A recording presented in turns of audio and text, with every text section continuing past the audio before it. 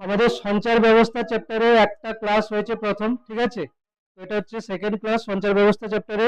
Heading লিখবি antenna, heading লিখবি antenna, বই একটা নিচ্ছে, হেডিং লেখ অ্যান্টেনা বলে লেখ। লিখছে,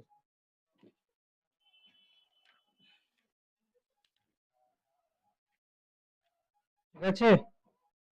হেডিং লিখবি অ্যান্টেনা।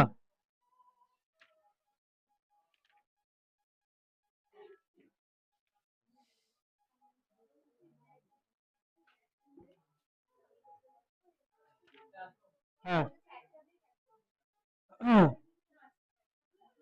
আছে, চলো হেডিং লিখেছিস অ্যান্টেনা।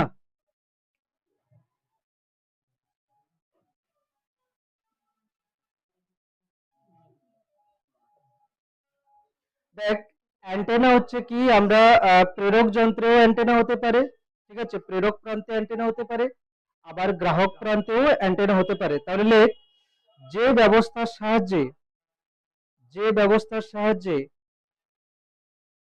যে ব্যবস্থার সাহায্যে, যে ব্যবস্থার সাহায্যে কোনো কোনো সঞ্চার ব্যবস্থা, কোনো সঞ্চার, যে ব্যবস্থার সাহায্যে কোনো সম্প্রচারে, কোনো সম্প্রচারে লেখ, যে ব্যবস্থার সাহায্যে কোনো সম্প্রচারে, যে ব্যবস্থার সাহায্যে কোনো সম্প্রচারে, সম্প্রচারে প্রেরক প্রান্ত থেকে তড়িৎচুম্বকীয় তরঙ্গ, প্রেরক প্রান্ত থেকে তড়িৎচুম্বকীয় তরঙ্গ, প্রেরক প্রান্ত থেকে তড়িৎচুম্বকীয় তরঙ্গ, প্রেরক প্রান্ত থেকে তড়িৎচুম্বকীয় তরঙ্গ সব দিকে পাঠানো হয়, সব দিকে পাঠানো হয়, এবং এবং গ্রাহক প্রান্তে, এবং গ্রাহক প্রান্তে, এবং গ্রাহক প্রান্তে ওই তড়িৎচুম্বকীয় তরঙ্গ, এবং গ্রাহক প্রান্তে, এবং গ্রাহক প্রান্তে ওই তড়িৎচুম্বকীয় তরঙ্গ, গ্রাহক প্রান্তে ওই তড়িৎচুম্বকীয় তরঙ্গ গ্রহণ করা হয়, গ্রহণ করা হয়, তাকে অ্যান্টেনা বলে, ঠিক আছে? তো আজকের ফার্স্ট হেডিং লিখেছি কি, অ্যান্টেনা। অ্যান্টেনা আমরা দেখছি কি যে প্রেরক প্রান্তে একটা অ্যান্টেনা থাকবে এবং গ্রাহক প্রান্তে একটা অ্যান্টেনা থাকবে। অ্যান্টেনার কাজ কি? তড়িৎচুম্বকীয় তরঙ্গকে বিকিরণ করা, প্রেরক প্রান্তে যে আছে, আর গ্রাহক প্রান্তে যে আছে সে কি করবে? ওই তড়িৎচুম্বকীয় তরঙ্গকে অ্যাকসেপ্ট করবে, গ্রহণ করবে, ঠিক আছে? মোটামুটি অ্যান্টেনা কিন্তু হচ্ছে কি দুটো এন্ডে থাকছে, প্রেরক প্রান্ত থেকে তড়িৎচুম্বকীয় তরঙ্গ বিকিরণ, বা গ্রাহক প্রান্তে ওই তড়িৎচুম্বকীয় তরঙ্গকে যে গ্রহণ করছে, এটাই কিন্তু অ্যান্টেনা কাজ, ঠিক আছে?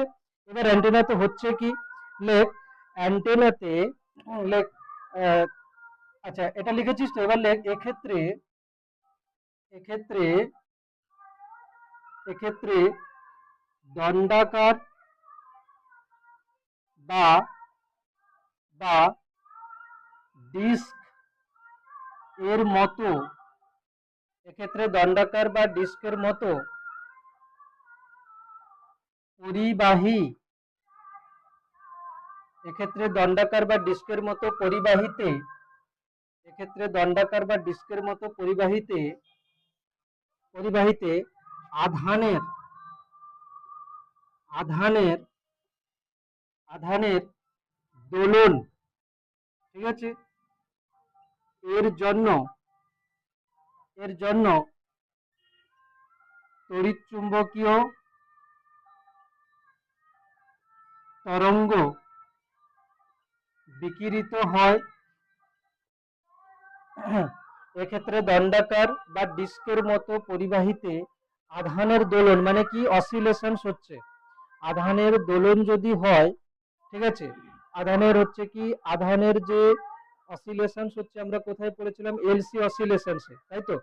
সেক্ষেত্রে তড়িৎচুম্বকীয় তরঙ্গ বিকিরণ হতে পারে প্রেরক অ্যান্টেনাতে, গ্রাহক অ্যান্টেনাতে কি হবে, দেখ প্রেরক অ্যান্টেনা থেকে যে তড়িৎ চুম্বকীয় তরঙ্গটা যাচ্ছে, সেই তড়িৎ চুম্বকীয় তরঙ্গ, ধরো এটা হচ্ছে কি প্রেরক অ্যান্টেনাতে, ঠিক আছে, এখানে কোনো চার্জ অসিলেট করবে, তাহলে এখান থেকে তড়িৎ চুম্বকীয় তরঙ্গের বিকিরণ হবে।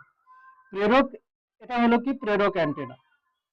প্রেরক অ্যান্টেনা, গ্রাহক অ্যান্টেনাতে কি হচ্ছে, এই যে যে তড়িৎ চুম্বকীয় তরঙ্গ ধরো যাচ্ছে এরকম করে, তো এখানে গিয়ে কি করবে না, তড়িৎ ক্ষেত্রটা বা চৌম্বক ক্ষেত্র এখানে কি করবে না, তড়িৎ চুম্বকে আবেশ ঘটাবে। তোরা জানিস যে সময়ের সাথে সাথে পরিবর্তনশীল, ঠিক আছে, চৌম্বক ক্ষেত্র এখানে কিন্তু আবেশ ঘটাবে। এটা একটা তড়িৎ চুম্বকীয় তরঙ্গ, সেই তড়িৎ চুম্বকীয় তরঙ্গের তড়িৎ ক্ষেত্র আছে, চৌম্বক ক্ষেত্র আছে। তো যে পার্ট, যে এইখানে যে পরিবাহী দণ্ড আছে এই অ্যান্টেনাতে, সেই পরিবাহী দণ্ডের যে যে পার্টগুলো তড়িৎ ক্ষেত্রের সঙ্গে সমান্তরাল, সেখানে কি হবে, তড়িৎ চুম্বকে আবেশ হবে, এবং তড়িৎ চুম্বকে আবেশের জন্য যে স্বল্প পরিমাণের ভোল্টেজ আবিষ্ট হবে, সেই ভোল্টেজটাকে কি করবে, অ্যাম্প্লিফাই করবে। অ্যাম্প্লিফাই করার পরে কি করবে না, তথ্য সংকেত এবং বাহক তরঙ্গকে পরে আলাদা করে নেবে ডিমডিউলেশনের পদ্ধতিতে, ঠিক আছে। তাহলে কি করব, এবার লেট, এটা হলো কি প্রেরক প্রান্তে হচ্ছে, ঠিক আছে, এবং এবং এবং গ্রাহক প্রান্তে, এবং গ্রাহক প্রান্তে, এবং গ্রাহক প্রান্তে অ্যান্টেনার অ্যান্টেনার যে দণ্ডগুলি, যে দণ্ডগুলি এবং গ্রাহক প্রান্তে অ্যান্টেনার যে দণ্ডগুলি তড়িৎ চুম্বকীয় বিকিরণের, তড়িৎ চুম্বকীয় বিকিরণের বিকিরণের তড়িৎ ক্ষেত্রের সমান্তরাল, তড়িৎ ক্ষেত্রের সমান্তরাল, সেগুলিতে সেগুলিতে তড়িৎ চুম্বকীয় আবেশ হয়। তড়িৎ চুম্বকীয় আবেশের ফলে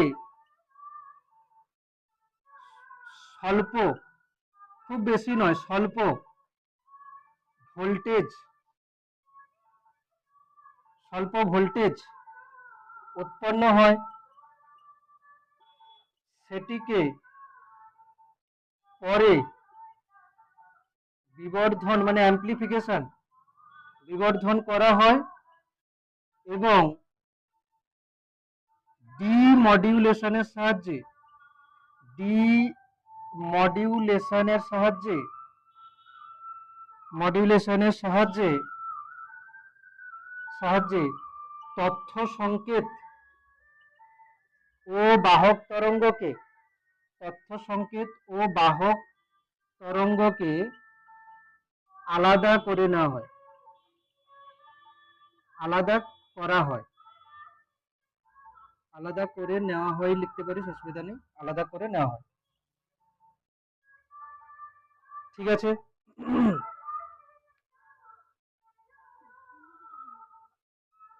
কি লিখেছি, এক্ষেত্রে দণ্ডাকার বা ডিস্কের মতো পরিবাহীতে আধানের দোলনের জন্য তড়িৎচুম্বকীয় তরঙ্গ বিকিরিত হয়, ঠিক আছে, কোনো সমস্যা নেই, এটা হলো।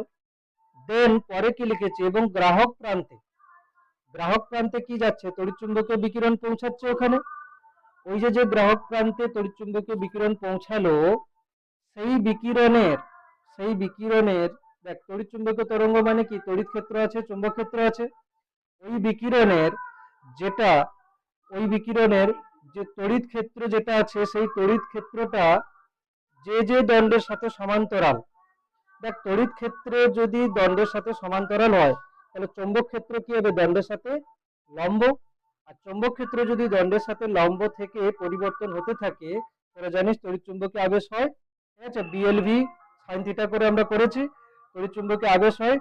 তাহলে তড়িৎ চুম্বকীয় আবেশ হচ্ছে, তড়িৎ চুম্বকীয় আবেশের ফলে কি হবে, স্বল্প ভোল্টেজ উৎপন্ন হবে, ঠিক আছে, স্বল্প ভোল্টেজ উৎপন্ন হয়, ঠিক আছে, স্বল্প ভোল্টেজ উৎপন্ন হয়, সেটিকে পরে বিবর্ধন করে নেবে, কেন কি অল্প তৈরি হয়েছে, সেটাকে বিবর্ধন করা হলো, অ্যাম্প্লিফাই করা হলো, প্রত্যেকটা অ্যান্টেনাতে, প্রত্যেকটা অ্যান্টেনাতে কি করা হবে, রিসিভ করা হবে, অ্যাম্প্লিফাই করা হবে, আবার ছেড়ে দেওয়া হবে, ঠিক আছে, তো বিবর্ধন করা হয়। এবার কি করা হবে, ডিমডিউলেশনের সাহায্যে তথ্য সংকেত এবং বাহক তরঙ্গকে আলাদা করে নেওয়া হচ্ছে, ক্লিয়ার, এই হচ্ছে প্রসেস অ্যান্টেনাতে, ঠিক আছে। এবারে অ্যান্টেনা কত প্রকার হচ্ছে কিরকম, এবং এখান থেকে কিছু ম্যাথমেটিক্স আসবে, কিছু নিউমেরিক্যালস আসবে। দুটো আমি যে লিখেছি সংজ্ঞাতে কারোর কোনো ডাউট আছে বা বুঝতে কোনো সমস্যা আছে? ঠিক আছে, তো অসুবিধা তো নেই। ঠিক আছে, তো অ্যান্টেনার সোজা কাজ হচ্ছে কি, প্রেরক প্রান্তে কি করছে, তড়িৎ চুম্বকীয় বিকিরণ পাঠাচ্ছে, গ্রাহক প্রান্তে ওই তড়িৎ চুম্বকীয় বিকিরণটাকে গ্রহণ করছে। ব্যাস এটাই হচ্ছে অ্যান্টেনার সাহায্যে। ক্লিয়ার? এবার যে অ্যান্টেনার প্রকার ভেদ, অ্যান্টেনার প্রকারভেদ, ঠিক আছে। একটা হচ্ছে কিনা হার্জ অ্যান্টেনা, হার্জ অ্যান্টেনা। আরেকটা হচ্ছে কি না মার্কনি অ্যান্টেনা। হার্জ অ্যান্টেনা হচ্ছে, আরেকটা হচ্ছে কি না মার্কনি অ্যান্টেনা। একটা হার্জ অ্যান্টেনা আর একটা হচ্ছে কিনা মার্কনি অ্যান্টেনা। তো হার্জ অ্যান্টেনাতে, হার্জ অ্যান্টেনাতে তো এই অ্যান্টেনার যে দৈর্ঘ্য কত আছে, অ্যান্টেনার দৈর্ঘ্য আছে যেটা, সেটা হচ্ছে কিনা λ/2। ল্যামডা হচ্ছে কি এখানে তড়িৎ চুম্বকীয় বিকিরণের তরঙ্গ দৈর্ঘ্য, তড়িৎ চুম্বকীয় বিকিরণের তরঙ্গ দৈর্ঘ্য। তড়িৎ চুম্বকীয় বিকিরণের তরঙ্গ দৈর্ঘ্য যদি ল্যামডা হয়, তাহলে হার্জ অ্যান্টেনার দৈর্ঘ্য কত দাঁড়াচ্ছে, λ/2। ঠিক আছে, আচ্ছা এই যে যে হার্জ অ্যান্টেনার যেটা হচ্ছে তরঙ্গ দৈর্ঘ্য λ/2 হচ্ছে, একেই বলে দেয় কি half wavelength, half wavelength dipole antenna. Half wavelength হচ্ছে কি অর্ধ তরঙ্গ, অর্ধ তরঙ্গ দ্বিমেরু অ্যান্টেনা। ওটাই কিন্তু হার্জ অ্যান্টেনার মধ্যে পড়ছে। অর্ধ তরঙ্গ নাম শুনে বোঝা যাচ্ছে λ/2 হবে।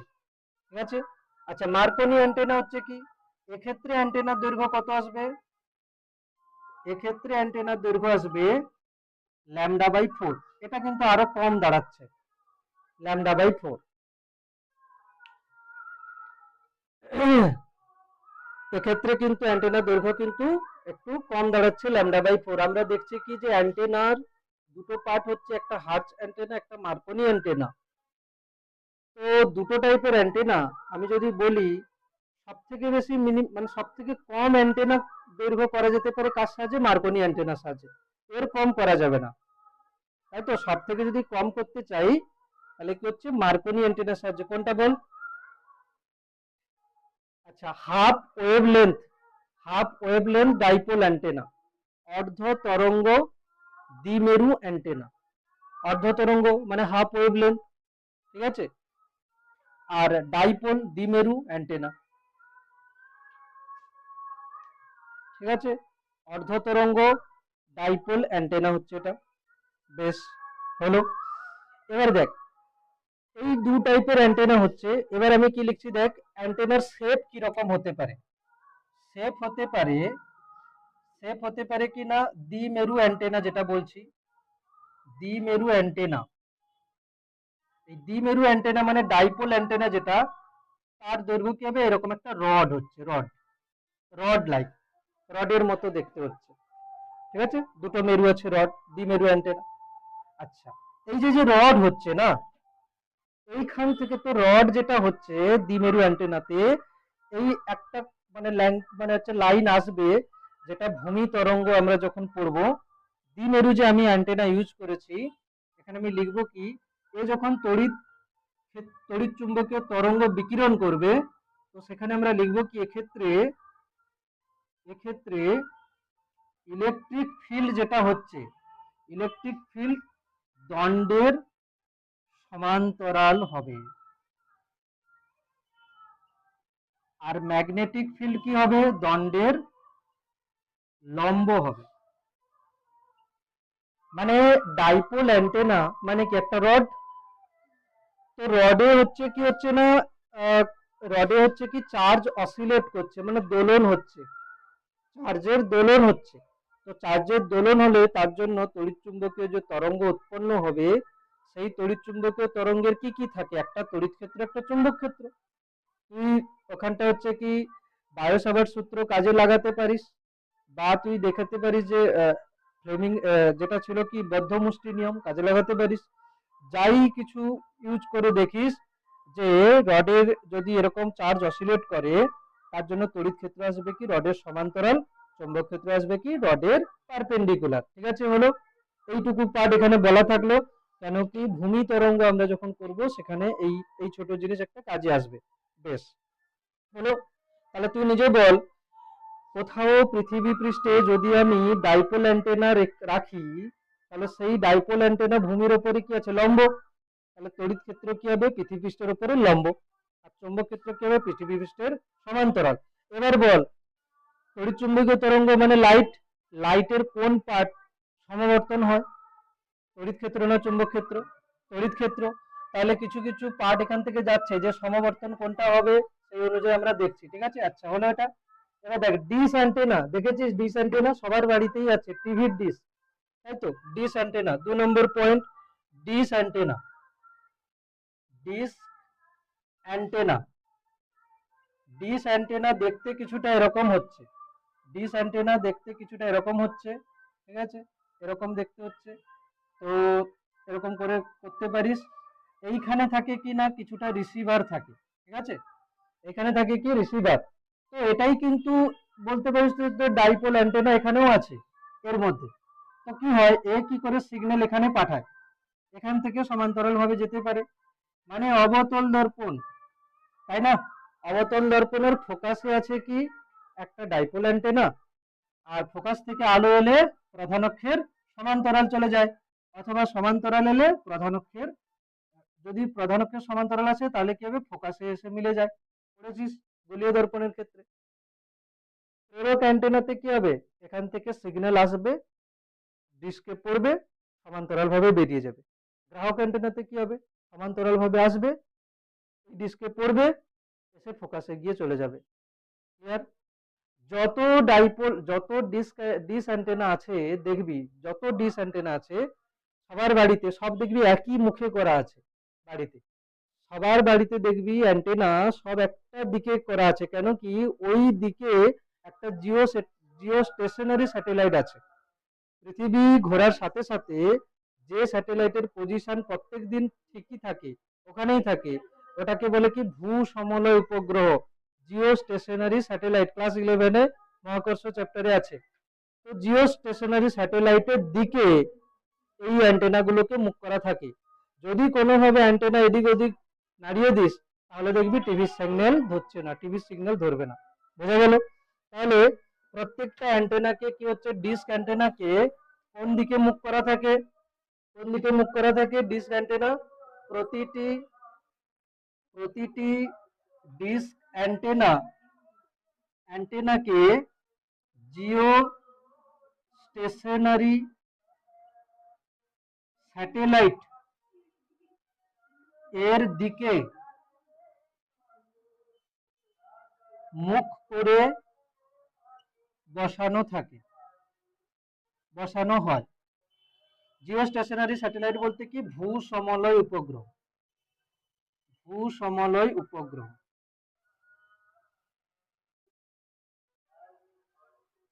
জিও স্টেশনারি স্যাটেলাইট বলতে কি ভূ সমলয় উপগ্রহ।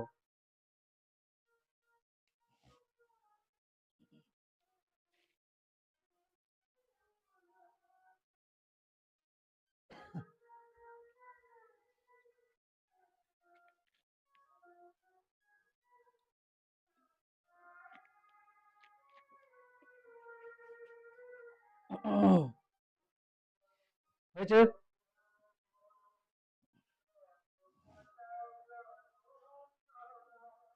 ঠিক আছে না, চলো একটা কোশ্চেন দিচ্ছি এবারে।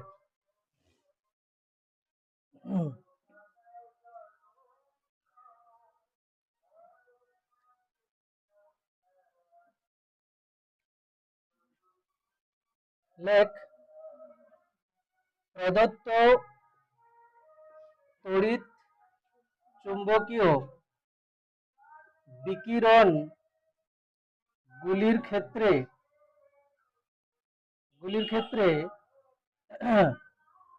ব্যবহৃত ডাইপোল বা দ্বিমেরু অ্যান্টেনা, ব্যবহৃত দ্বিমেরু অ্যান্টেনার দৈর্ঘ্য নির্ণয় করো।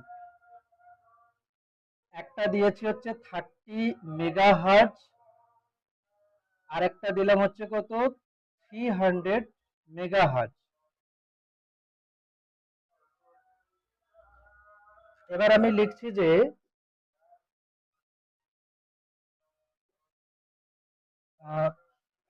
কি লিখছি, এখানে লিখছি যে সিগন্যালের বা সংকেতের, এখানে বাহক বাহক তরঙ্গ লিখে দিচ্ছি, বাহক তরঙ্গের শক্তি বা কম্পাঙ্ক বাড়লে অ্যান্টেনার দৈর্ঘ্য কি পরিবর্তন হয়। এটা কোশ্চেন হলো, ঠিক আছে। অ্যান্টেনার উপরে, অ্যান্টেনা পার্ট কমপ্লিট হয়ে গেছে। অ্যান্টেনার উপরে কোশ্চেন আমি দিয়েছি কি যে প্রদত্ত তড়িৎচুম্বকীয় বিকিরণগুলির ক্ষেত্রে অ্যান্টেনার দ্বিমেরু অ্যান্টেনার দৈর্ঘ্য নির্ণয় করো। দুটো দিয়েছে, একবার 30 মেগাহার্জ, আরেকবার হচ্ছে কত 300 মেগাহার্জ। তারপরে বলেছি বাহক তরঙ্গের শক্তি বা কম্পাঙ্ক বাড়লে অ্যান্টেনার দৈর্ঘ্য কি পরিবর্তন হয়। চল চেষ্টা কর, বলছি। চলো এটা সলভ করছি, হ্যাঁ দেখবি। প্রথমে বল যে কোনো তড়িৎচুম্বকীয় তরঙ্গের বেগ কত হয়, 3 × 10⁸ মিটার পার সেকেন্ড। তো দেখ, যে কোনো তড়িৎচুম্বকীয় তরঙ্গের বেগ হয় 3 × 10⁸ মিটার পার সেকেন্ড, আমরা জানি। তো আমাদের যে তরঙ্গ ক্ষেত্রে কম্পাঙ্ক দেওয়া আছে, সেই কম্পাঙ্ককে ইউজ করে আমাদের তরঙ্গ দৈর্ঘ্য বার করে নিতে হবে। তো ফার্স্ট কেসে আমি কি লিখবো, সি সমান নিউ ল্যামডা। এখান থেকে ল্যামডা কত হবে, সি বাই নিউ। তো সি হচ্ছে কত 3 × 10⁸। এসআই এককে লিখছি। নিউ হচ্ছে কি কম্পাঙ্ক 30 মেগাহার্জ, আরে মেগা মানে 10⁶, মেগা মানে 10⁶, ক্লিয়ার। তাহলে কত হচ্ছে এটা, 3 × 10⁸ ডিভাইডেড বাই 3 × 10⁷। 3 3 কাটছে, 10 হচ্ছে শুধু, এটা ল্যামডা। তাহলে এবার কি লিখবো, দ্বিমেরু অ্যান্টেনার দৈর্ঘ্য, দ্বিমেরু অ্যান্টেনার দৈর্ঘ্য কি হবে, ল্যামডা বাই 2। তাহলে 10/2 সমান 5 মিটার। এসআই কোকে চলছে অঙ্ক 5 মিটার। বাকি আর করছি না আমি, পরে 300 হলে কি হবে, ক্লিয়ার। 300 হলে কি হবে 0. হ্যাঁ 300 হলে এটা হয়ে যাবে কত, 300 হলে মেগাহার্জ হলে 1 হয়ে যাবে, এটা 1 হয়ে গেলে ওটা হয়ে যাবে কত 1/2 মানে 0.5 হয়ে যাবে উত্তর। বোঝা গেল।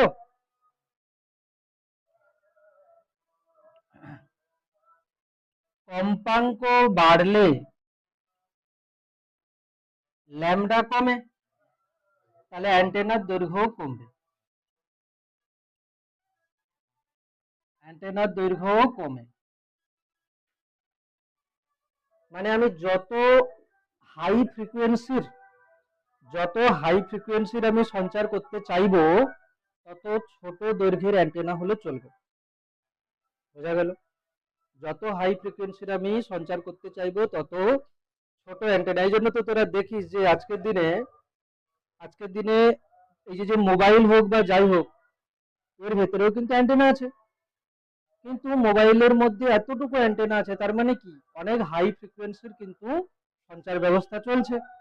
আর হাই ফ্রিকোয়েন্সি কিন্তু শরীরের পক্ষে বা জীব জগতের পক্ষে কিন্তু ক্ষতিকারক। ঠিক আছে। ও দেখছে মোবাইল, বলছে স্যার বলছে, অথচ স্যার নিজে মোবাইলে ভিডিও বানাচ্ছে। ঠিক আছে তো চলো।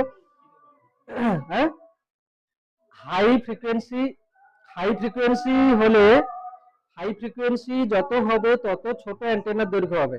আমরা যত ছোট ছোট জিনিস কমিউনিকেশনের ক্ষেত্রে ইউজ করছি, তার মানে ওখানে অ্যান্টেনার দৈর্ঘ্য ছোট।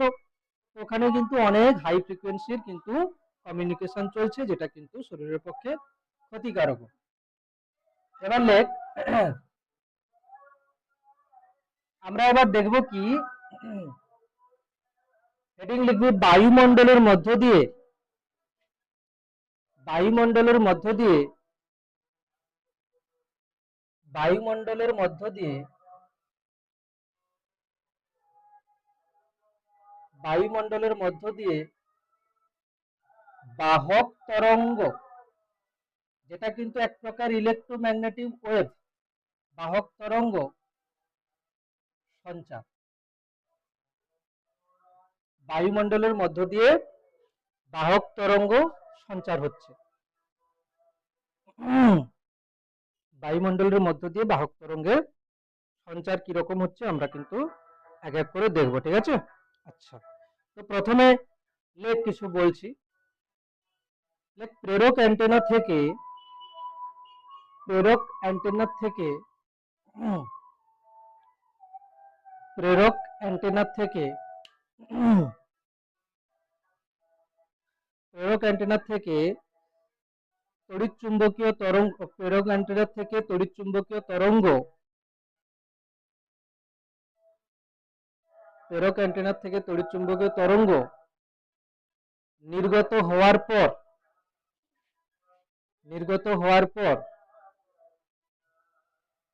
প্রেরক অ্যান্টেনা থেকে তড়িৎ চুম্বকীয় তরঙ্গ নির্গত হওয়ার পর সেটি যখন বায়ুমণ্ডলের মধ্য দিয়ে যায় সেটি যখন বায়ুমণ্ডলের মধ্য দিয়ে যায়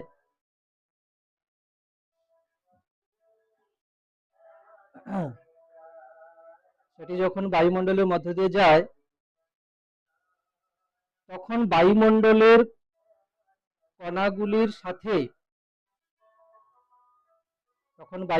কণাগুলির সাথে বিভিন্ন ধরনের আন্তঃক্রিয়ার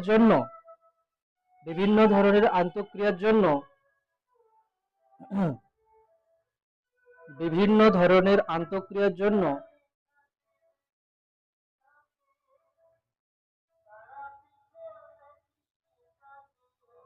শক্তি ক্রমশ ক্ষয় হতে থাকে।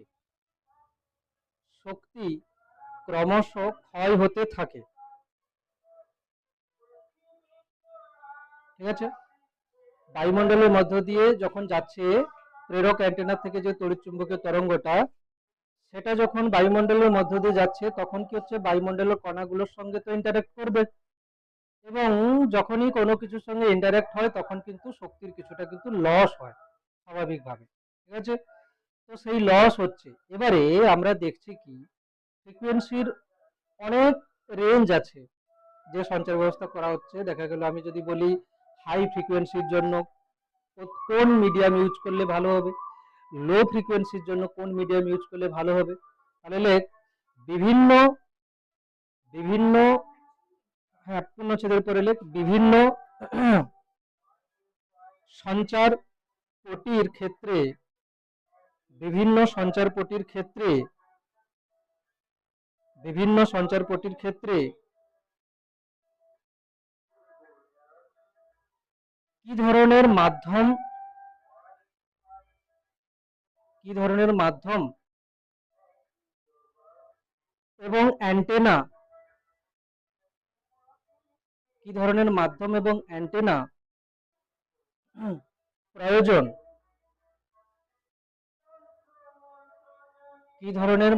এবং অ্যান্টেনা প্রয়োজন তার উপর ভিত্তি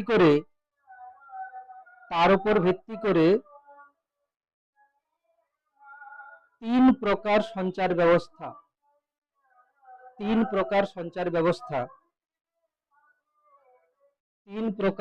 ব্যবস্থা।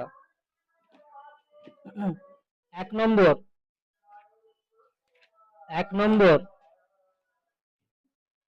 পৃষ্ঠ তরঙ্গ বা ভূমি তরঙ্গ।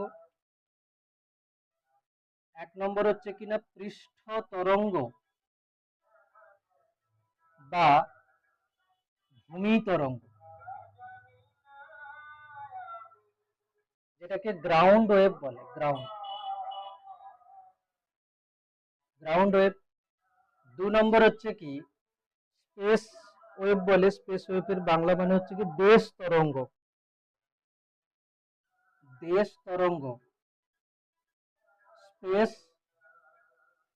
ওয়েভ। আর এটা হচ্ছে স্কাই ওয়েভ। স্কাই ওয়েভের বাংলা হচ্ছে কি নভ তরঙ্গ হবে। নভ তরঙ্গ বা আকাশ তরঙ্গ।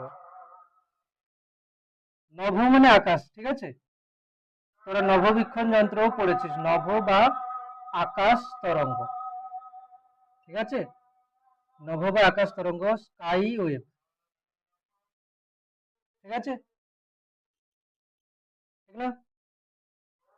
আচ্ছা দেখ, এবারে একটা একটা করে আমরা কিন্তু ডিটেলসে আলোচনা করবো। তোদের সিলেবাসে দেখছি, আমি আজকে দেখছিলাম স্পেস ওয়েভ আর স্কাই ওয়েভ আছে, গ্রাউন্ড ওয়েভ নেই, বাট কিছু কিছু কোশ্চেন আগেও আছে। তো বেকার ছাড়ার দরকার নেই, এটুকু ছোট পার্ট পড়ে নেওয়াই ভালো, ঠিক আছে? যদি বাই চান্স কোনো কিছু দিয়ে দেয় তখন তো সবকিছু মুছে যাবে। এক নম্বরটা থাকবে এখানে, ঠিক আছে? এক নম্বরটা থাকবে এখানে পৃষ্ঠ তরঙ্গ বা ভূমি তরঙ্গ, ঠিক আছে? গ্রাউন্ড ওয়েভ,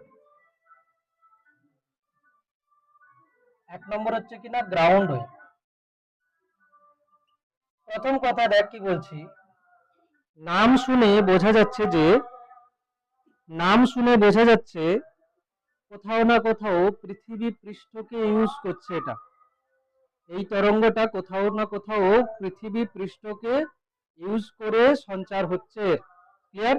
তো আমরা এবার লেখা শুরু করব। লেখ, কিছু বলছি, ঠিক আছে? লেখ, এক মিনিট দাঁড়া।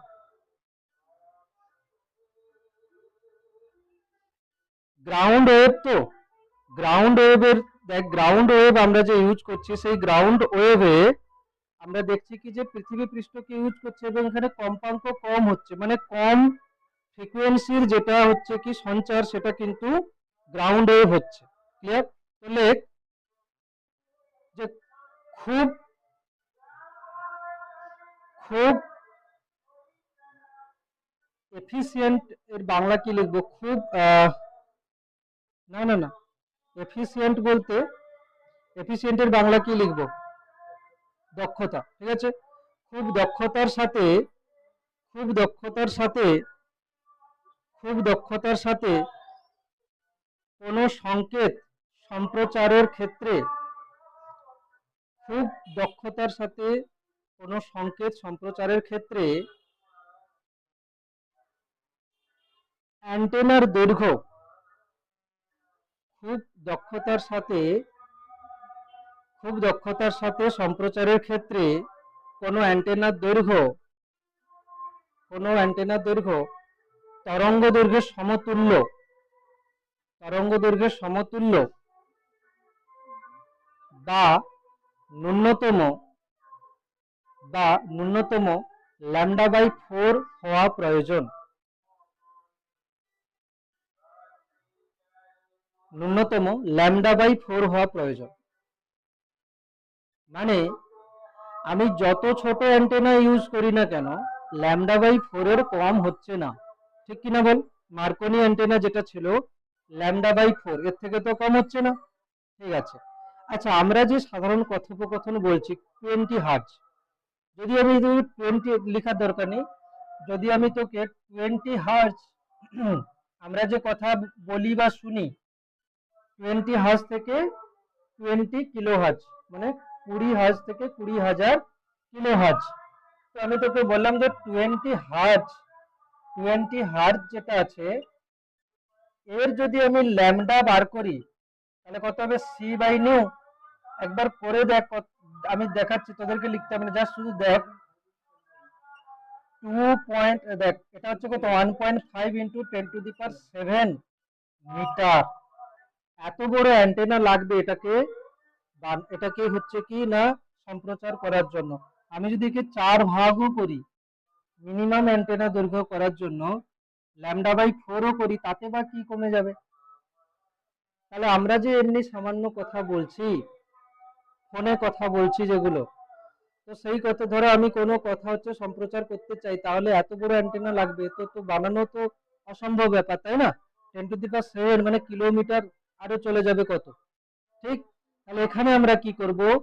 কম ফ্রিকোয়েন্সি যেটা, সেটার সম্প্রচার করার জন্য এই একটা অ্যান্টেনা আছে, এই একটা অ্যান্টেনা আছে, এর থেকে তরঙ্গ বেরিয়ে ভূপৃষ্ঠে প্রতিফলিত হতে হতে আবার এর কাছে চলে যাবে। তাহলে মাঝে কাকে ইউজ করছে? ভূপৃষ্ঠকে। বোঝা গেল? মাঝে ইউজ করছে ভূপৃষ্ঠকে। প্রতিফলন কেবল নিচে হচ্ছে, উপরে হচ্ছে না? হচ্ছে। উপরে কোথায় হচ্ছে? না আয়োনোস্ফিয়ারেও হচ্ছে। তাহলে আমি এরকম ছবি আঁকতে পারি, এটাও একটা যাবে। সঙ্গে আরো আমি এটা বলতে পারি, ধরো এটা হচ্ছে কি আমি অ্যান্টেনা বলছি দুটো, তাই তো? দুটো অ্যান্টেনা বলছি। এখান থেকে একটা তরঙ্গ বেরোলো, প্রতিফলন, প্রতিফলন হয়ে এখানে চলে গেল। এখান থেকে একটা বেরোলো, প্রতিফলন, প্রতিফলন, বারবার প্রতিফলন হয়ে এর কাছে চলে গেল, তাই না? তাহলে ভূপৃষ্ঠকে ইউজ করছে আর আয়ন মণ্ডলের নিচের স্তরকে ইউজ করছে, করে বারবার প্রতিফলিত হতে হতে চলে যাচ্ছে। ক্লিয়ার?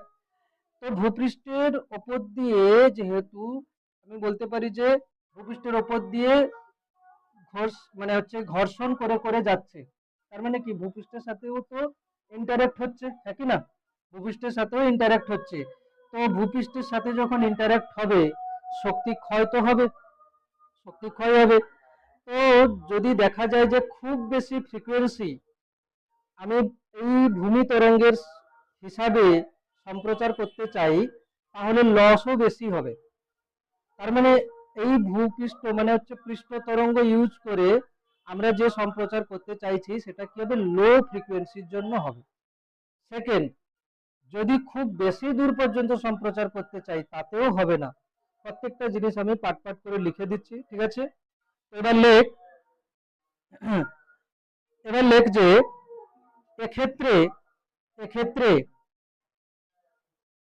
এক্ষেত্রে আচ্ছা এটা তো বইতে ছিল ভালোভাবে, বই থেকে তো বলে দিলেই হয়। এটা বইতে ছিল ভালোভাবে, বই থেকে বলে দিচ্ছে। হ্যাঁ, 463 পেজ খোল, যেটা বইতে আছে সেই পাঠটা বই থেকে বলে দেওয়াই ভালো। 463 পেজ খোল, ঠিক আছে? হ্যাঁ, 463 পেজ দেখ, পেয়েছিস? পৃষ্ঠ তরঙ্গ বা ভূমি তরঙ্গ। ক্লিয়ার? পৃষ্ঠ তরঙ্গ বা ভূমি তরঙ্গ। দেখ কি বলছে শোন। এই তরঙ্গ ভূপৃষ্ঠ বরাবর, এই তরঙ্গ ভূপৃষ্ঠ বরাবর ভূপৃষ্ঠের বক্রতা অনুসরণ করে অগ্রসর হয়। পৃথিবী তো গোল, পৃথিবী তো গোল, তো এই আয়ন মণ্ডলও কিন্তু পৃথিবীকে বেষ্টন করে আছে। তো এই বক্রতা বরাবর কিন্তু এও কিন্তু ঘুরে ঘুরে ঘুরে ঘুরে পুরোটাতে যাবে। ক্লিয়ার? আচ্ছা হলো। দেন কি বলছে, এই তরঙ্গের বিস্তারের ক্ষেত্রে একদিকে ভূপৃষ্ঠ এবং অন্যদিকে ভূপৃষ্ঠ থেকে প্রায় 80 কিলোমিটার উপর থেকে শুরু হওয়া আয়ন মণ্ডলের নিম্নতম স্তর উভয় ক্ষেত্রেই প্রতিফলকের কাজ করে। মানে এক্ষেত্রে ভূপৃষ্ঠ, এটা ভূপৃষ্ঠ এবং আয়ন মণ্ডলের নিচের স্তর প্রতিফলক হিসাবে কাজ করছে। ক্লিয়ার হলো? নেক্সট, এই তরঙ্গের ক্ষেত্রে আরেকটি উল্লেখযোগ্য বিষয় হলো তরঙ্গটির সমবর্তন। আচ্ছা, সমবর্তনের ব্যাপার কি বলছি শোন। আজকে এখানে অ্যান্টেনা কিভাবে রাখা আছে? ভূপৃষ্ঠের সাথে কিভাবে রাখা আছে? লম্বভাবে। অ্যান্টেনা ভূপৃষ্ঠের উপরে লম্বভাবে রাখা আছে, ঠিক আছে? লম্বভাবে রাখা আছে। যদি লম্বভাবে অ্যান্টেনা রাখা থাকে তাহলে তড়িৎ তড়িৎ ক্ষেত্র কি হবে? অ্যান্টেনার সমান্তরাল। এটা ভূপৃষ্ঠ, এটা অ্যান্টেনা, তাই তো? তাহলে অ্যান্টেনার সমান্তরাল কি হবে? তড়িৎ ক্ষেত্র। তাহলে ইলেকট্রিক ফিল্ড কি হবে?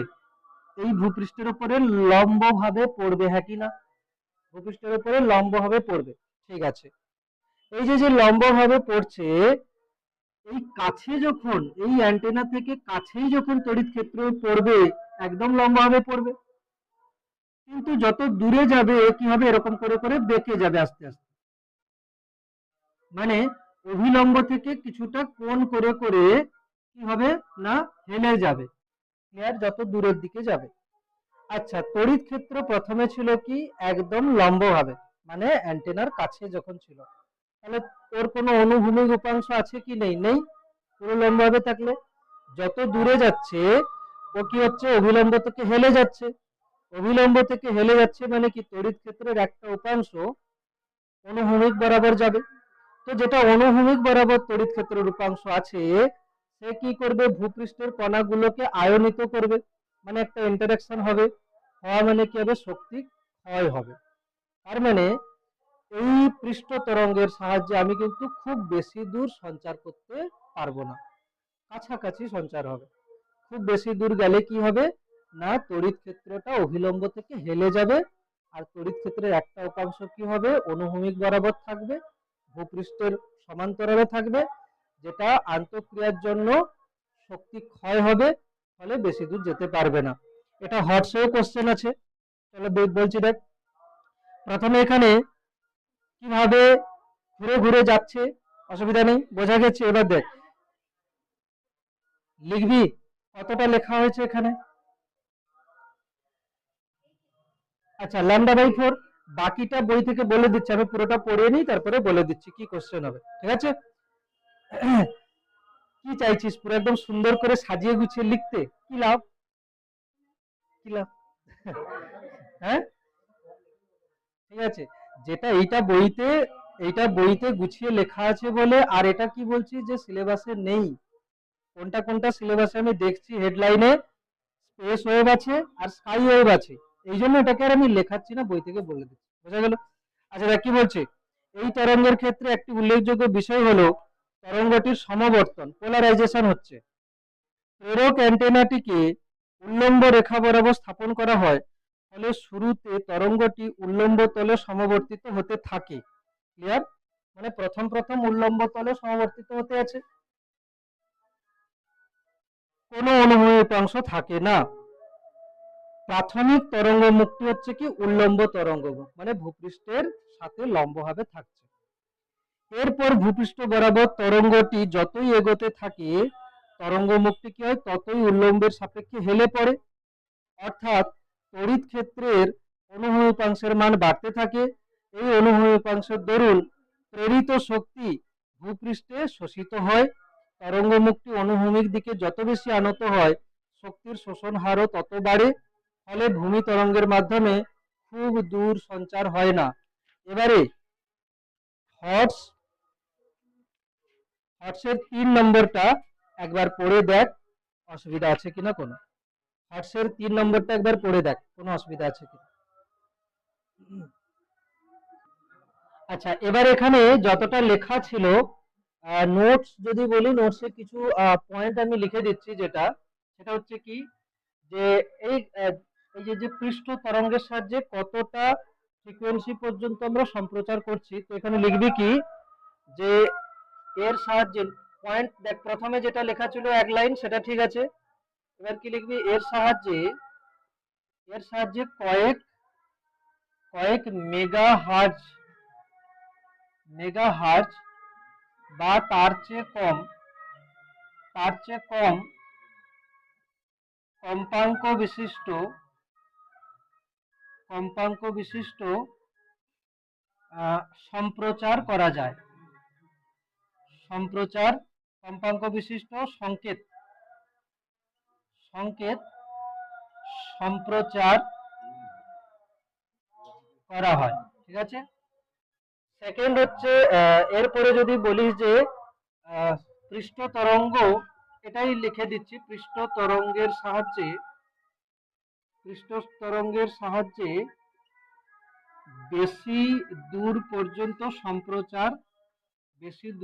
পর্যন্ত সম্প্রচার করা যায় না কেন? হটস থেকে করে নিস, বা এখানে যেটা পড়লাম হটসের 3, বাস এইটুকু করলে হবে। ক্লিয়ার?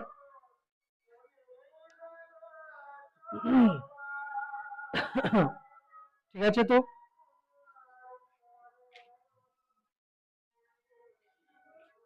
ক্লিয়ার? হ্যাঁ, চলো এবার লিখছি 2 নম্বর, নভ তরঙ্গ বা আকাশ তরঙ্গ। নভ তরঙ্গ বা আকাশ তরঙ্গ, নভ তরঙ্গ বা আকাশ তরঙ্গ, মেন আমি ইম্পর্টেন্ট এখানটায় যে পয়েন্ট সেটা বলবো, ঠিক আছে। এর সাহায্যে কতটা আমরা সম্প্রচার করব আগে লিখে নিই, ঠিক আছে। এর সাহায্যে আমরা সম্প্রচার করব, যেটা এনসিইআরটি ডেটা আমি নিচ্ছি, 30 মেগাহার্জ থেকে মেগাহার্জ সম্প্রচার করা যাবে, সম্প্রচার করা হয় নভ তরঙ্গের সাহায্যে। 30 মেগাহার্জ থেকে 40 মেগাহার্জের মধ্যে সম্প্রচার করা যাবে। ক্লিয়ার? 30 মেগাহার্জ থেকে 40 মেগাহার্জ পর্যন্ত সম্প্রচার করা যাবে। ঠিক আছে, দেখ এখানে এনসিইআরটিতে এখানে বায়ুমণ্ডলকে অনেক ভাবে নাম দিয়েছে, ডি, ই, F1, F2 এরকম করে নাম দিয়েছে। তো আমরা সেরকম না করে আমি যেটা বলছি ভালো করে শোন, আমি কিছু রাফ কিছু বলছি না। এখানে নিচের যে স্তরটা এটা হচ্ছে কি ট্রপোস্ফিয়ার, তাই তো, ট্রপোস্ফিয়ার। তারপরে হচ্ছে কি স্ট্র্যাটোস্ফিয়ার বলে, ঠিক আছে, স্ট্র্যাটোস্ফিয়ার। তারপরে হচ্ছে কিনা মেসোস্ফিয়ার, মেসোস্ফিয়ার। তারপরে ওপরে হচ্ছে কিনা আয়োনোস্ফিয়ার। ক্লিয়ার? এখানে হচ্ছে কি দেখ, সূর্য থেকে যখন বিকিরণ এখানে আসছে তখন দেখ, আমি যদি বলি সব থেকে বেশি বায়ুমণ্ডলের কণা কোন স্তরে আছে? নিচের স্তরে। যত উপরের দিকে যাবে কণার সংখ্যা কমছে। আর কি কথা, যে যে বিকিরণ আসছে সে সব থেকে বেশি কোন স্তরে মানে মধ্য দিয়ে যাচ্ছে? প্রথমটা আয়োনোস্ফিয়ার, তারপরে মেসোস্ফিয়ার, তারপরে স্ট্র্যাটোস্ফিয়ার। ট্রপোস্ফিয়ার পর্যন্ত যেতে যেতে বিকিরণ কমে যাচ্ছে, কিন্তু আমরা যে গরম অনুভব করছি অবশ্যই আসছে, বাট এদের তুলনায় কম। এবারে আমি যদি বলি যে গ্যাস পার্টিকেল আয়নন যেটা হচ্ছে গ্যাসীয় কণার, সেটা দেখ কি হচ্ছে, তো নিচের স্তরে কণার সংখ্যা বেশি কিন্তু বিকিরণ আসছে কম, একদম উপরের স্তরে কণার সংখ্যা কম কিন্তু বিকিরণ আসছে বেশি। আচ্ছা, মাঝামাঝিতে মোটামুটি কণা আছে, বিকিরণও আসছে, তাহলে মাঝামাঝি কোথাওতে আয়ন কিন্তু বেশি হবে, মানে গ্যাস পার্টিকেল গুলো আয়নিত হয়ে যে আয়ন থাকবে সেটা কিন্তু এই যে যে মেসোস্ফিয়ার এবং স্ট্র্যাটোস্ফিয়ারের এই জায়গাটায় বেশি আয়ন ডেনসিটি হবে। ক্লিয়ার? বেশি আয়ন ডেনসিটি হবে এখানটায়। ঠিক আছে, তো এখানে কি হচ্ছে দেখ, আমরা আগে বলেছি কি পৃষ্ঠ তরঙ্গতে হচ্ছে কি যে গ্রাউন্ডে হচ্ছে কি না প্রতিফলন হয়ে হয়ে যাচ্ছে। এবারে কি হচ্ছে দেখ, এই যে যে নভ তরঙ্গ বা আকাশ তরঙ্গতে কি হচ্ছে, এই অ্যান্টেনার থেকে বা কোনো অ্যান্টেনার থেকে আমি যদি বলি এখান থেকে যে তরঙ্গ যাচ্ছে, সেই যে যে তরঙ্গ যাচ্ছে আমরা দেখতে পাচ্ছি কি যে এইখানে ঘনত্ব বেশি। ঠিক আছে, ঘনত্ব বেশি।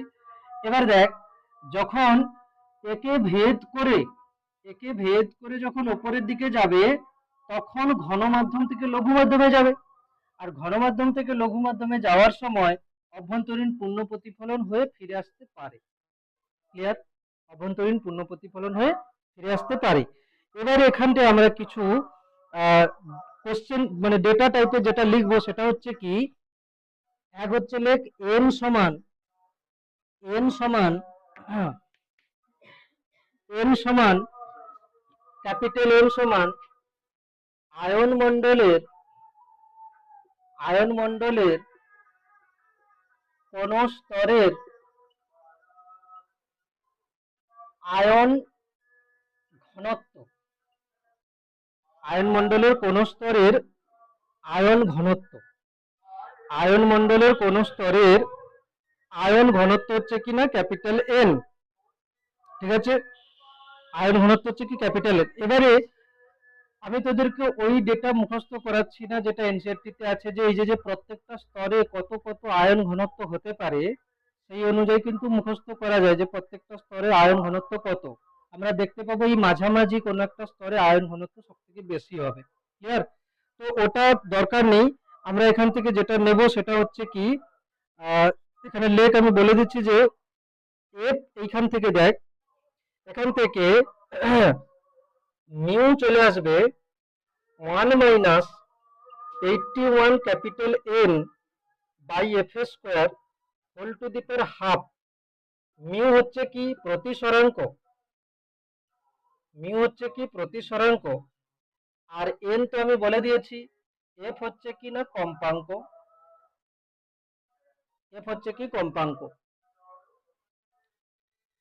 মানে যে কম্পাঙ্কের আলো, যে কম্পাঙ্কের বিকিরণ যাচ্ছে সেই কম্পাঙ্কের সাপেক্ষে ওই স্তরের প্রতিসরাঙ্কের ফর্মুলা কত হচ্ছে 1 - 81n/f²। ক্লিয়ার? ঠিক আছে, হ্যাঁ, whole to the power half. এর দেখ এখানে অনেক মানে বিভিন্ন রকমের বই খুলবি, অনেক রকমের ফর্মুলা আছে, বাট নট নেসেসারি, অতিরিক্ত জিনিস আছে। এটা যে করা হচ্ছে এটাই দেখা যাবে হয়তো বেশি হচ্ছে, ঠিক আছে। এখানে একটাই সংজ্ঞা আসবে যেটা পরীক্ষাতে বলা যেতে পারে। আমরা কি বলবো, দেখ, নভ তরঙ্গ বা আকাশ তরঙ্গতে একটা পয়েন্ট কি হচ্ছে যে কত রেঞ্জে সম্প্রচার করা হচ্ছে। দ্বিতীয় কি, কিভাবে সম্প্রচার হচ্ছে, আয়ন মণ্ডলে, যখন আয়ন মণ্ডলের ভেতর দিয়ে যাচ্ছে তখন অভ্যন্তরীণ পূর্ণ প্রতিফলন হয়ে ফিরে আসছে। আচ্ছা, কোন একটা স্তরের প্রতিসরাঙ্কের ফর্মুলা কি হচ্ছে 1 - 81n/f² হোল টু দি পাওয়ার 1/2 হচ্ছে, যেখানে মিউ হচ্ছে কি ওই মাধ্যমের প্রতিসরাঙ্ক, এফ হচ্ছে কি যে কম্পাঙ্কের বিকিরণ হচ্ছে সেই কম্পাঙ্কের সাপেক্ষে প্রতিসরাঙ্ক, আর এন হচ্ছে কি যে মাধ্যমে প্রতিসরাঙ্ক বলছি সেখানে আয়নের সংখ্যা ঘনত্ব, মানে একক আয়তনে কতগুলো আয়ন আছে।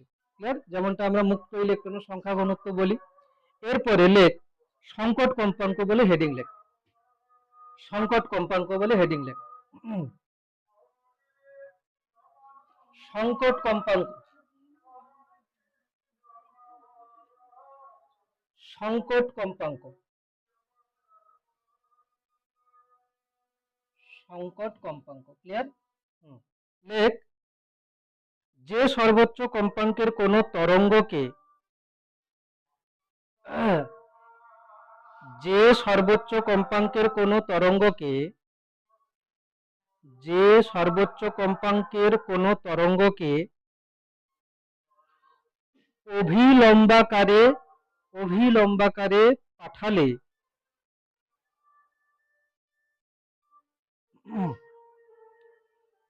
কি লিখেছি, যে সর্বোচ্চ কম্পাঙ্কের কোন তরঙ্গকে অভিলম্বাকারে পাঠালে আয়ন মণ্ডলের কোন নির্দিষ্ট স্তর থেকে,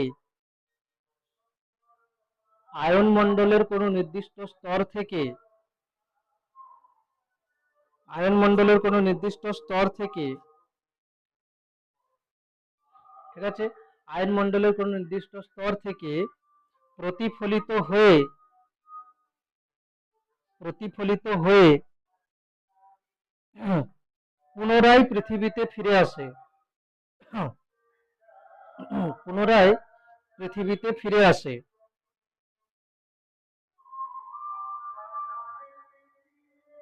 সেই নির্দিষ্ট কম্পাঙ্ককে,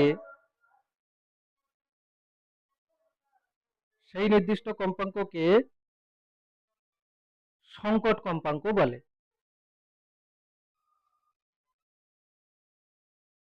এফ ম্যাক্স বলা হয় একে, বা এফ সিও বলা হয়, ক্রিটিক্যাল না, সমান কত হচ্ছে না 9 √n ম্যাক্সিমাম। এন ম্যাক্সিমাম হচ্ছে কি না ওই স্তরের,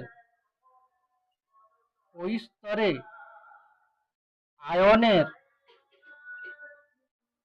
সর্বোচ্চ সংখ্যা ঘনত্ব।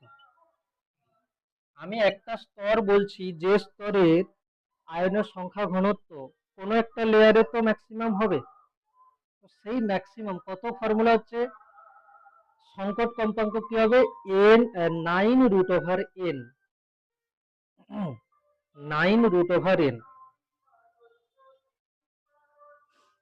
9 √n। ক্লিয়ার? একটা কোশ্চেন লিখে নিচ্ছি তাহলে আমাদের ফর্মুলা ইজি হয়ে যাবে, ঠিক আছে।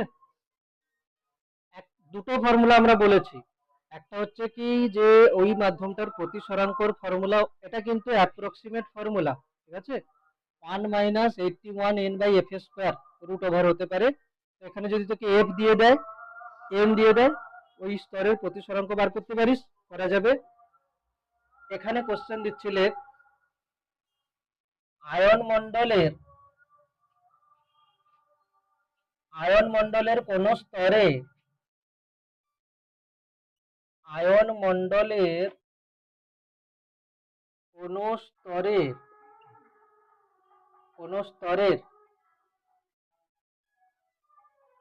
আয়নের সর্বোচ্চ সংখ্যা ঘনত্ব 10⁴ পার মিটার কিউব হলে ওই স্তরে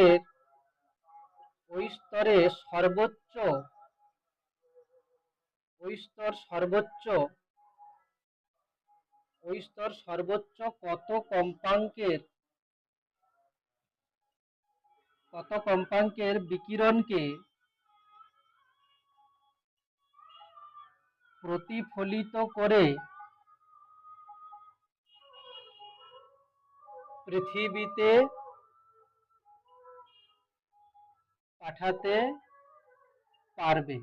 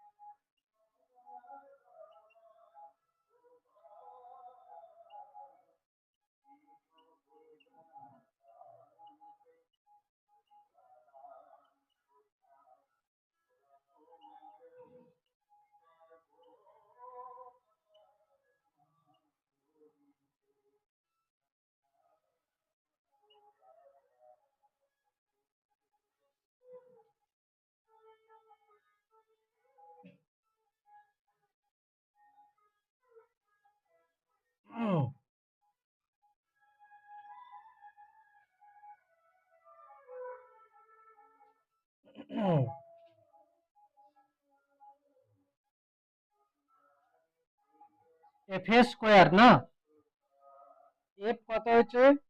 এফ হয়েছে 900। 900 যদি স্কোয়ার করে দিন 81 হয়ে যাবে, আবার 10⁴ হয়ে যাবে, 1 হয়ে যাচ্ছে তো পুরো। অ্যাকচুয়ালি এই যে আমি ডেটা নিয়েছি পুরোপুরি ভাবে মিলে গেছে। এখানে কিছু অ্যাপ্রক্সিমেট থাকে, ঠিক আছে, একদম জিরো আসবে না কোনোভাবে, অ্যাপ্রক্সিমেট থাকে। এখানে আমি এরকম ডেটা ধরেছি বলে এসে গেছে, না হলে কিন্তু অন্য ডেটা আসা উচিত, ঠিক আছে। অন্য কোনো কিছু যদি নেই, আমি যেমন আমি যদি এখানে নিয়ে নিই কত নেব, যদি আমি হচ্ছে 10⁻³ নিয়ে নিই, 10⁻³ যদি নিয়ে নিই, তখন কিন্তু অন্য কিছু উত্তর আসতে পারে না। অন্য কিছু উত্তর আসবে 10⁻³ নিলে, দেখ 9 রুট এটা আসবে, আবার এর স্কোয়ার করলে কেটে যাবে। অ্যাকচুয়ালি তখন তোকে না এটা দিয়ে কোশ্চেন যাওয়া যাবে না, তখন তোকে বলবে কি যে এন আলাদা করে বলে দেবে।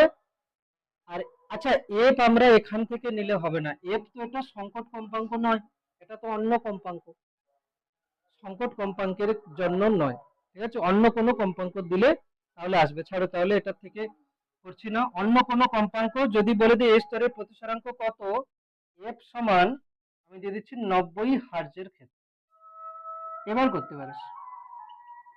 90 হার্জের ক্ষেত্রে এই স্তরের প্রতিসরাঙ্ক কত আমরা করছি, তাহলে তখন হয়ে যাবে কত, যে মিউ সমান 1 মাইনাস কত হচ্ছে 81 n/f², কত হবে 1 মাইনাস 81 n, কত n হচ্ছে 10⁴, আর এটা হচ্ছে কত 90।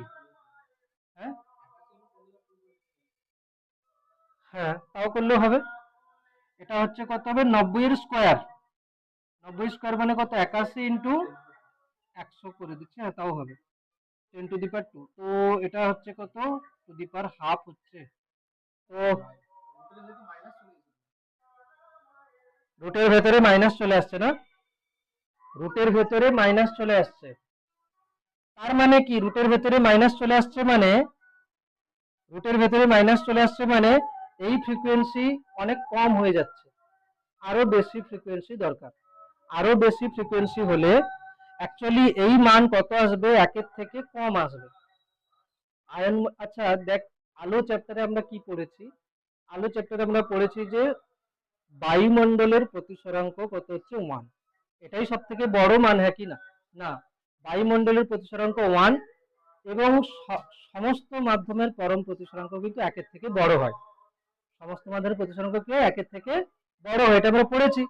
বায়ুমণ্ডলের প্রতিসরাঙ্ক 1 কেন আসে? কেন কি আমরা যে কোনো মাধ্যমের পরম প্রতিসরাঙ্ক কি করি? c/v। তো বায়ুমণ্ডলের প্রতিসরাঙ্ক কি আসবে? c/c1। আর অন্য যে কোনো মাধ্যম হবে সেক্ষেত্রে প্রতিসরাঙ্ক কত আসবে না, নিচে ভিটা ছোট আসবে, মানে প্রতিসরাঙ্ক একের থেকে বড় হবে। আয়ন মণ্ডলের প্রতিসরাঙ্ক আসবে একের থেকে ছোট। বোঝা গেল? বায়ুমণ্ডলের প্রতিসরাঙ্ক আমরা কত ধরি? 1। আর সমস্ত মাধ্যমের প্রতিসরাঙ্ক কত ধরি? একের থেকে বড়। ক্যালকুলেশন করলে আসবে। কিন্তু আয়ন মণ্ডলের প্রতিসরাঙ্ক আসবে কত? একের থেকে কম আসবে। দেখা যাবে 0.7 আসবে, 0.3 আসবে। আমি এখানে এইরকম ডেটা নিচ্ছি বলে উত্তর এরকম আসছে। আমি যদি একে এক কাজ করি, একে যদি আমি 9000 হাজ করে দিই, তখন কিন্তু দেখ চলে আসবে। 9000 হাজ করে দিচ্ছে, দেখ 9000 হাজ করলে 9 এর হচ্ছে স্কোয়ার হলো 81, আর হাজার মানে কত হবে? 6টা শূন্য হয়ে যাবে। এবার দেখ হয়ে যাবে কত হবে, দেখ নিচে হবে কত? 100। তাহলে কত হচ্ছে দেখ, 1 মাইনাস 1/100 এর whole to the power half. এবার দেখ কত হচ্ছে? 199/100 রুট করলে দেখ প্রতিসরাঙ্ক একের থেকে ছোট আসছে। অ্যাকচুয়ালি আমি ফ্রিকোয়েন্সি কম নিচ্ছিলাম, অত কমে চলবে না। আয়ন মণ্ডলে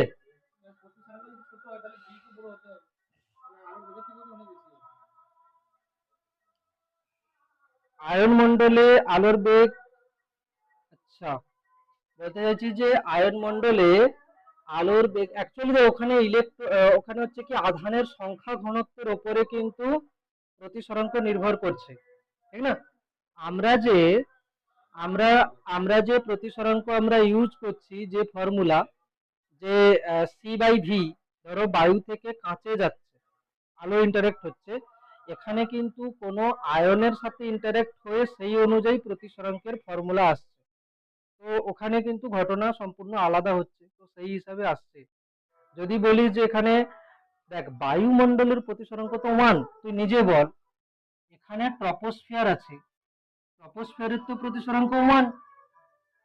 আয়ন মণ্ডলের প্রতিসরাঙ্ক যদি এর থেকে কম হয়, একের থেকে কম হয় 0.7, তবেই তো বলবো ঘন থেকে লঘুতে যাচ্ছে, তবে তো ফিরবে। নাহলে ফিরবে কেন? তো ভেদ করে চলে যাবে, ঠিক আছে? তো অ্যাকচুয়ালি ওটা তো সব জায়গায় হচ্ছে না ওরকম, ওই পার্টিকুলার কোনো একটা লেয়ার যেখানে আয়নের সংখ্যা ঘনত্ব বেশি, সেই জায়গাটায় হচ্ছে, পুরো যে বায়ুমণ্ডল জুড়ে হচ্ছে তা নয়। আর ওটাকেই কাজে লাগিয়ে কিন্তু আমরা কিন্তু যে নভোতরঙ্গ বা আকাশ তরঙ্গকে প্রতিফলিত করে ফিরিয়ে নিয়ে আসছি। আচ্ছা, হলো এটা। নেক্সট লেখ দেশ তরঙ্গ বা স্পেস ওয়েভ। দেশ তরঙ্গ বা স্পেস ওয়েভ।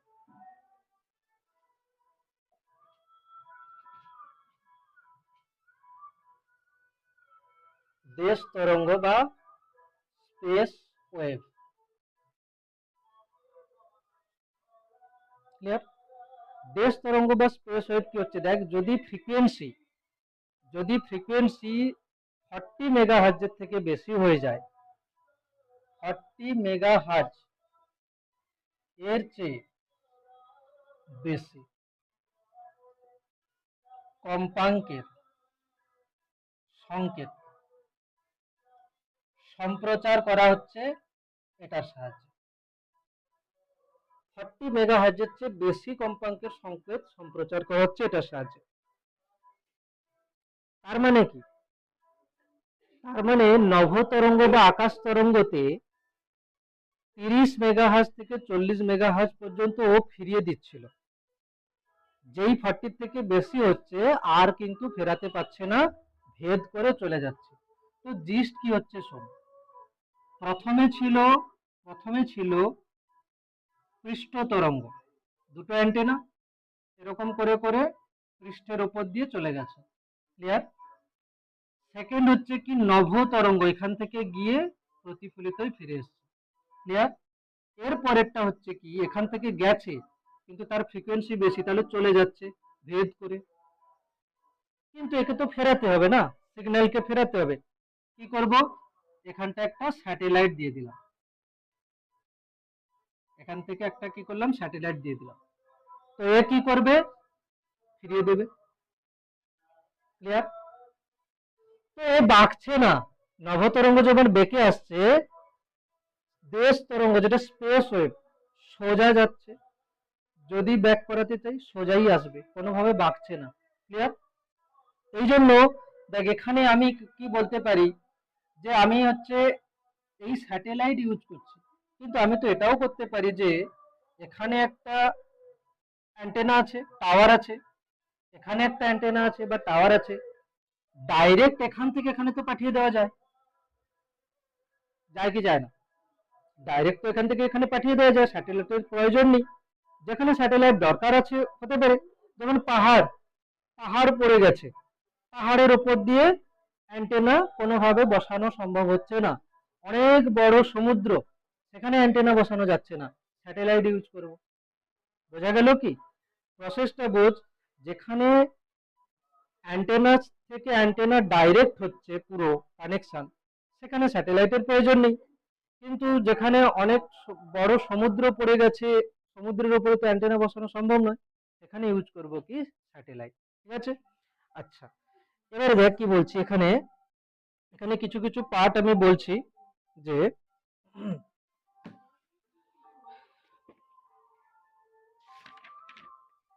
লেখ বেতার দিগন্ত বলে হেডিং লেখ, বেতার দিগন্ত,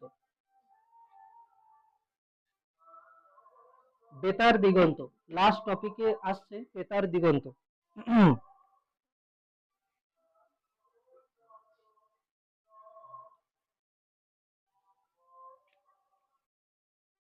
লেখ কোনো অ্যান্টেনা হতে কোনো কোনো অ্যান্টেনা হতে নির্গত, কোনো অ্যান্টেনা হতে নির্গত, কোনো অ্যান্টেনা হতে নির্গত দেশ তরঙ্গ,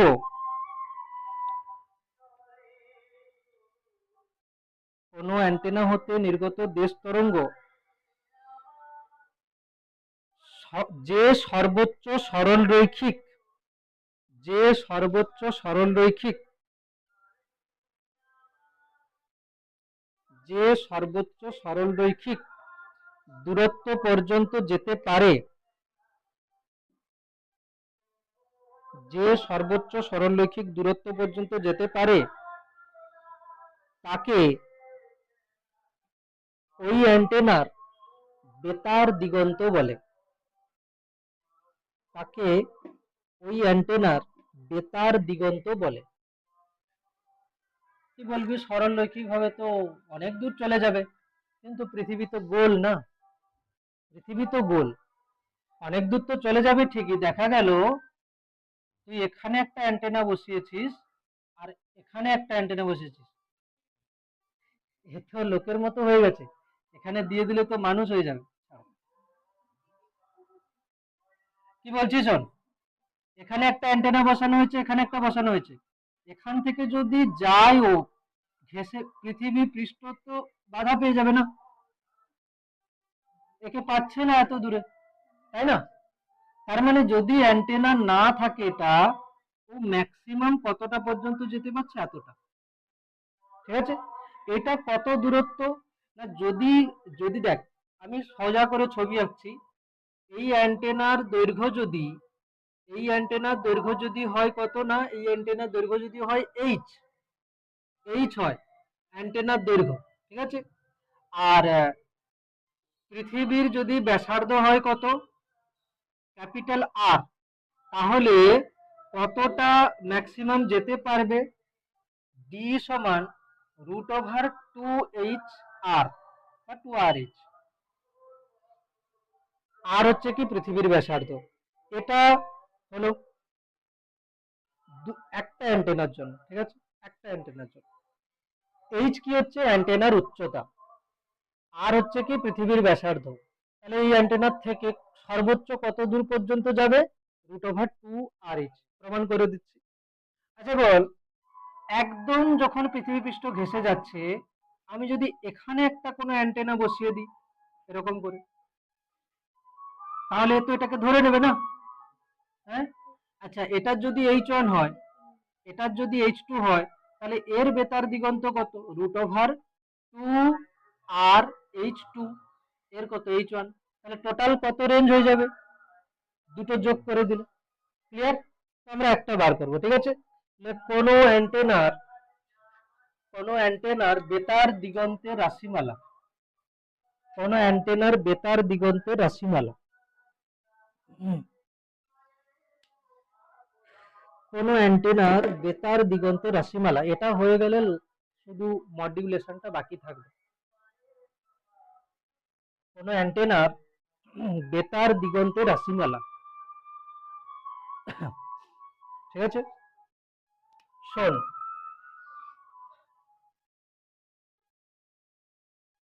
ধরি পৃথিবীর ব্যাসার্ধ ক্যাপিটাল আর, অ্যান্টেনার উচ্চতা সমান হচ্ছে কত? এইচ। পৃথিবী পৃষ্ঠে অ্যান্টেনা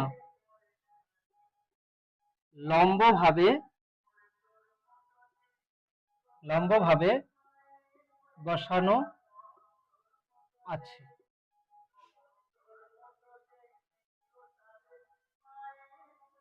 ক্লিয়ার? পৃথিবী পৃষ্ঠে অ্যান্টেনা লম্বভাবে বসানো আছে। ওকে, ঠিক আছে না? অসুবিধা নেই। চলো, আমি এখানে কি করছি দেখ, লম্ব করে টানি, এটা নাম কিছু দিয়ে নিচ্ছে, এটাকে পি কিউ নাম দিয়ে দিই, পি কিউ। এই পয়েন্টটা হচ্ছে পি কিউ। এইখানে অ্যান্টেনার উচ্চতা এইচ সমান আমি লিখে দিলাম পি কিউ, ঠিক আছে। অ্যান্টেনার উচ্চতা কত? এইচ সমান পি কিউ। অসুবিধা তো নেই, ঠিক আছে। পৃথিবীর কেন্দ্র হচ্ছে কি ও, ঠিক আছে। ওপি সমান কিন্তু পৃথিবীর ব্যাসার্ধ, লেখা যাবে। ওপি সমান পৃথিবীর ব্যাসার্ধ লেখা যাবে। ওপি সমান পৃথিবীর ব্যাসার্ধ কিন্তু লেখা যাবে। আচ্ছা, হলো। তারপরে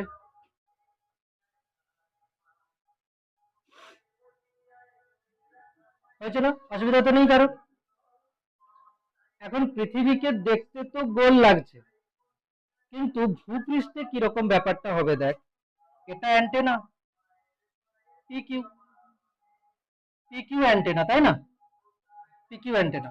পৃথিবী পৃষ্ঠটা দেখ, এই অ্যান্টেনা এমন নেই, এত বড় নেই যে পৃথিবীর রাউন্ডকে কভার করে চলে যাচ্ছে। পৃথিবীর রাউন্ডকে কভার করে চলে যাচ্ছে। আমি ধরছি কি পৃথিবী পৃষ্ঠ সমান, পৃথিবী পৃষ্ঠ একদম সমতল। এখানে গিয়ে ধরো সিগন্যাল গিয়ে পড়েছে, তাহলে এটা হচ্ছে কি ডি, এটাই হচ্ছে কি রেঞ্জ, এটাই রেঞ্জ। কিন্তু ওখানে দেখাবো কি করে রেঞ্জটাকে? ওখানে দেখাবো, দেখ আমি অন্য কালারে নিচ্ছি। দেখ এখানে হবে কি, যদি এখানে এসে পড়ে কোন একটা সিগন্যাল, এখানে এসে যদি পড়ে, এটা কি পৃথিবী পৃষ্ঠের উপরে স্পর্শক তো নাকি? হ্যাঁ, পৃথিবী পৃষ্ঠের উপরে স্পর্শক তো। আচ্ছা, স্পর্শক যদি এটা হয়, তাহলে এটা কি, আমি যদি এখানে এ নাম দিয়ে দিই, তাহলে এ হচ্ছে কি, এটা 90 ডিগ্রি হবে কি না বল? স্পর্শক ব্যাসার্ধের সহিত লম্ব হয়, ঠিক কিনা বল? ঠিক আছে। আচ্ছা, ওপি যদি পৃথিবীর ব্যাসার্ধ হয়, ও এ তো পৃথিবীরও ব্যাসার্ধ হচ্ছে, কোনো সমস্যা আছে কি? নেই। তাহলে এখানে রেঞ্জ কোনটা? রেঞ্জ হচ্ছে এইখানে এ কোন পয়েন্টটা বলতো, এই যে এটা হচ্ছে এ পয়েন্ট, তাহলে পি এ হচ্ছে কি রেঞ্জ, কিন্তু পি এ টানবো কিভাবে, এরকম করে, এইটা হচ্ছে কি পি এটাই হচ্ছে কি রেঞ্জ। কিন্তু এখানে ছবিতে কিউপিএ 90 ডিগ্রি দেখতে লাগলেও এখানে 90 ডিগ্রি দেখতে লাগছে না, কিন্তু এটা 90 ডিগ্রি, ছবিতে দেখতে লাগছে না কিন্তু এটা 90 ডিগ্রি হচ্ছে। ক্লিয়ার? ছবিতে ওখানে দেখতে লাগছে না, বাট এখানে দেখতে লাগছে। সাইডে আমি আর মুছছি না, একে সাইডে তোরা এই ছবিটা এঁকে দে।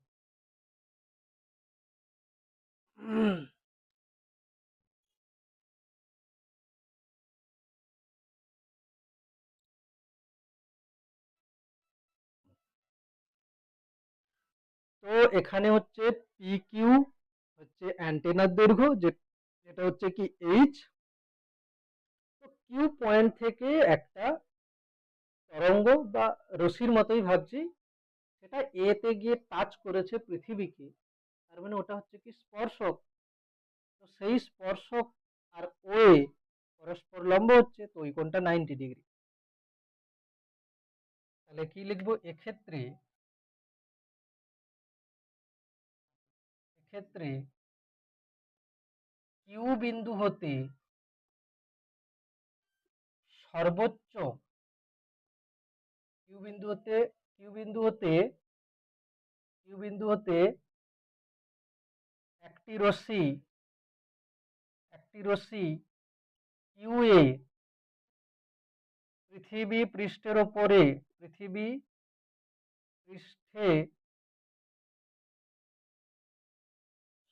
পৃথিবী পৃষ্ঠের সহিত স্পর্শক,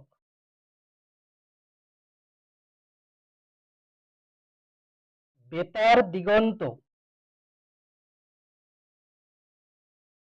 পিএ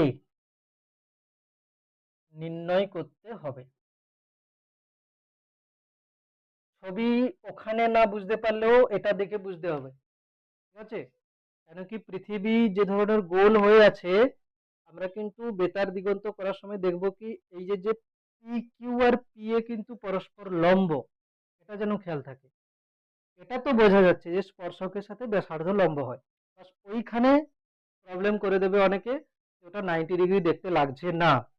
দুটো সমকোণী ত্রিভুজ হয়েছে না, দুটো সমকোণী ত্রিভুজ হয়েছে তো। আচ্ছা, দুটো সমকোণী ত্রিভুজ হয়েছে, চলো। তো দুটো সমকোণী ত্রিভুজ থেকে পিথাগোরাসের উপপাদ্য কাজে লাগাবো, দিয়ে একটু ক্যালকুলেশন করলেই চলে আসবে। তাহলে ত্রিভুজ, একটা ত্রিভুজ হচ্ছে কত, পি কিউ এ হতে পাই, বল পি কিউ এর 90 ডিগ্রি কোনটা আগে বল।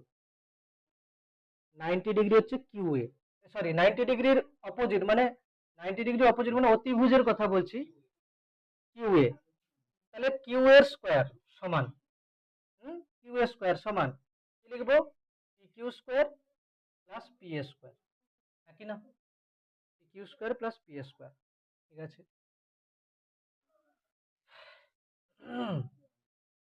পি কিউ, পি কিউ মানে কত, পি কিউ মানে অ্যান্টেনার দৈর্ঘ্য H square, P A, P A তো ডি স্কোয়ার। আচ্ছা, কিউ এ, কিউ এ নেই, ঠিক আছে, কিউ এ থাক এখানে, অসুবিধা নেই, এটা হলো 1 নম্বর। আরেকটা সমকোণী ত্রিভুজ কিন্তু আছে বড়টা, আরেকটা সমকোণী ত্রিভুজ আছে বড়টা, কোনটা না ত্রিভুজ, ত্রিভুজ পুরোটা কিউ ও এ, কিউ এ, কিউ ও এ, ঠিক আছে, কিউ ও এ সমকোণী ত্রিভুজ, এর 90 ডিগ্রি এইখানে আছে, তাহলে অতিভুজ কোনটা, অতিভুজ হচ্ছে, অতিভুজ হচ্ছে কি না কিউ ও, কিউ ও এর স্কোয়ার, তাই তো, সমান 90, তো এটা এর বিপরীত বাহু কিউ ও, কিউ এর স্কোয়ার সমান ও এর স্কোয়ার প্লাস আর কি হবে কিউ এর স্কোয়ার, কিনা বল, অসুবিধা তো নেই, 90-র অপোজিট বাহু অতিভুজ হচ্ছে। আচ্ছা, কিউ ও, কিউ ও মানে কি, আর প্লাস এইচ এর হোল স্কোয়ার, দেখ কিউ ও, কিউ থেকে ও, কিউ থেকে ও, কিউপি মানে তো এইচ, আর ওপি মানে তো আর, সমান ও এ আর স্কোয়ার প্লাস কিউ এর স্কোয়ার। আমি লিখবো কত, কিউ এর স্কোয়ার সমান আর প্লাস এইচ এর whole square minus r square. এটা 2 নম্বর সমীকরণ দিলাম। 1 নম্বর সমীকরণে কিউ এর স্কোয়ার বা তুলনা করে পাই, 1 ও 2 তুলনা করে পাই, 1 ও 2 তুলনা করে পাই, বা 1 ও 2 হতে পাই লিখতে পারিস, অসুবিধা নেই। আর 5 মিনিট, আর 5 মিনিট।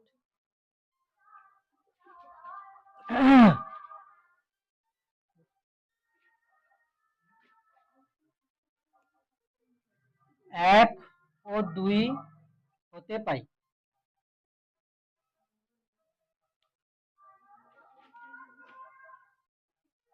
এক ও 2 হতে পাই, আমি এখানে লিখে দিচ্ছি। ঠিক আছে, সমান। তোদের বইটা একবার খুলে দেখবি, কিছু বুঝতে পারছিস কিনা, তাহলে বুঝে যাবি কি আছে। আর প্লাস এইচ এর whole square plus minus r square সমান h square plus d square.